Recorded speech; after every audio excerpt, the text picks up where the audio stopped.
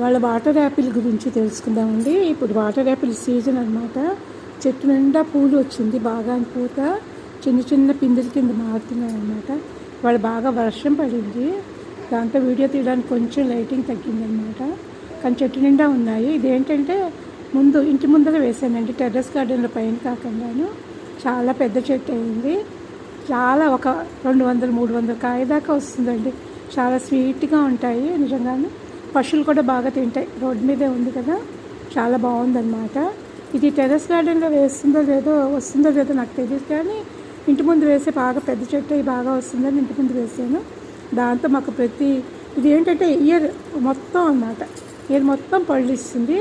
చాలా బాగుంటాయి. ఎవరైనా ఇంట్రెస్ట్ ఉన్నవాడు అయితే ఈ ప్లాంట్ తెచ్చి వేసుకోవచ్చండి, చాలా బాగుంటుంది. చూడండి ఎన్ని పువ్వులను, వర్షం పడింది, చాలా పూత రాలిపోయింది, కానీ అన్నీ కూడా పళ్ళు కింద మారిపోతాయి. మనం దీన్ని క్రాసింగ్ అలా ఏం చేయక్కర్లేదన్నమాట. మట్టి కూడా చాలా మామూలేనండి. దీనికి ఏంటంటే కౌడంగ్ పెద్ద వేయలేదు, రోడ్డు మీద వేసాను కదా, దాంతో ఆ మట్టితోటి బాగా వస్తుంది. అప్పుడప్పుడు పంచగవ్య ఇస్తాను అన్నమాట.